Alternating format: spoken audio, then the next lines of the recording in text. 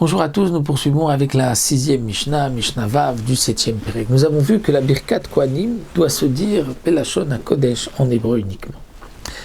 La Mishnah va nous dire Birkat Kohanim Ketzat.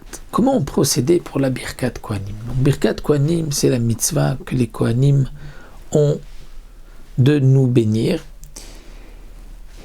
tous les jours, donc au moins une fois par jour. Le Kohen a une mitzvah de nous bénir. D'après certains, la mitzvah est composée de deux parties, des Kohanim qui vont bénir et de ceux qui reçoivent aussi la beracha. Lorsqu'on se concentre pour recevoir la beracha, on accomplit aussi cette mitzvah d'après certains. Donc comment on procédait pour Birkat Kohanim? Bamedina omrim ota shalosh brachot. Bamedina, c'est-à-dire dans le pays, en dehors du Beth Amikdash, la Birkat Kohanim était dite en trois brachot, c'est-à-dire Evarecha Hashem Yishmerecha, et on répondait Amen, et Hashem on répondait Amen, Issa Hashem Shalom, on répondait Amen, comme on le fait aujourd'hui encore. Mais au Beth Amikdash, c'était Bracha Achat. Au Beth Amikdash, on ne répondait pas Amen. Et donc il n'y avait pas d'interruption entre les bénédictions.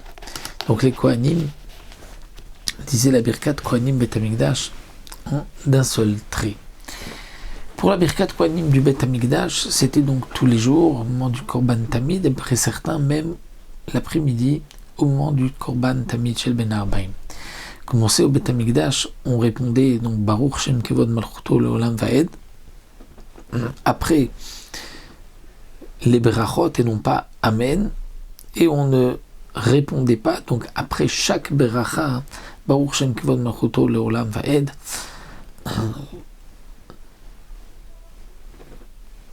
alors le Tosfot Yom Tov pose la question au nom de Tosfot, mais alors pourquoi on ne dit pas justement Baruch Shem Kevod Malchuto Leolam Vaed après chaque bénédiction?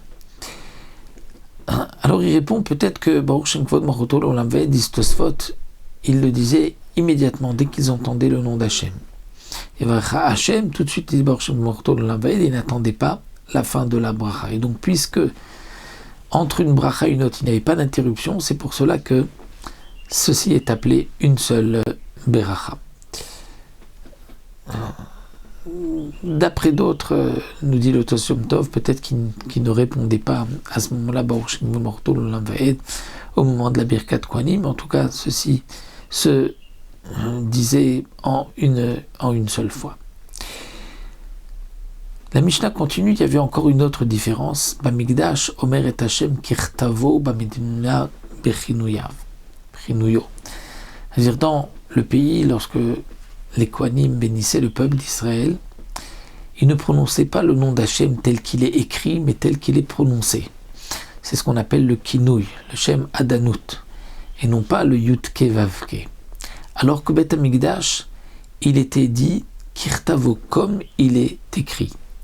Bien que nous avons l'interdiction donc de prononcer le nom d'Hachem tel qu'il est marqué, avec donc les lettres Yutke Vavke, il faut dire le Shem Adanout, puisque c'est marqué dans le pasuk Zeshimi Leolam Zezichi Lidor Vador, le Shem d'Akadosh Baruch Hu, c'est tel qu'il est marqué, mais son Zecher comme on l'entend, Bechol Vador de génération en génération, c'est le Shem Adanout, Ado, comme on a l'habitude de dire le nom d'Hachem.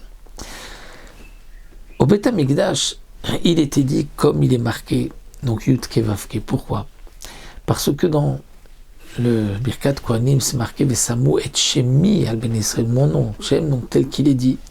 Et nous avons un pasuk, nous dit le Barthénora, Bechol hamakom asher askir et Shemi avo elecha berachticha.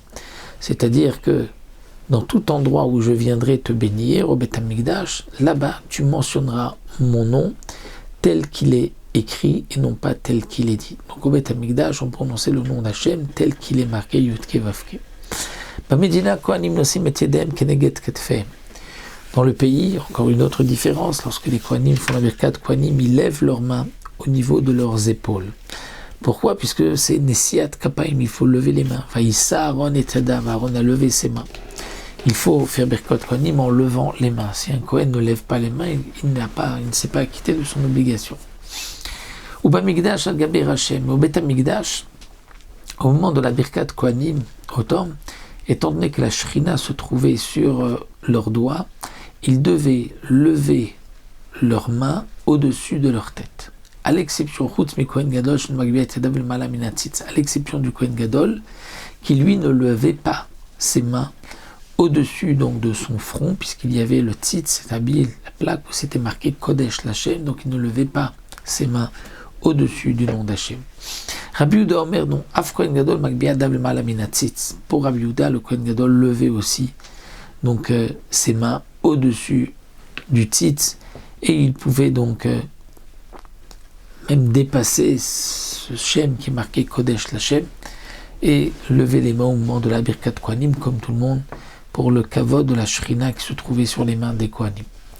Et la Mishnah termine, Shenemar Vaïssa Aaron et Tadav Lam Vaïvarem, Aaron a levé ses mains vers le peuple, il les a bénis. Alors à la fin de ce passage, comme dit le Tosfot Yom Tov, se rapporte plutôt, non pas sur ce que Rabbi Yehuda dit, mais sur ce qui avait été dit précédemment, c'est-à-dire que dans les comme nous avons vu partout dans les Gvulim, la Birkat Kohanim doit se faire en levant les mains, et on l'apprend de ce passouk, Vaïssa Aaron et Tadav Lam, Aaron a levé les mains vers le peuple et les a bénis, donc c'est ce qu'on appelle la Nesiot Kapaim, puisqu'il est nécessaire de lever les mains pour bénir le peuple. Donc là nous avons appris le din de la Birkat Kohanim.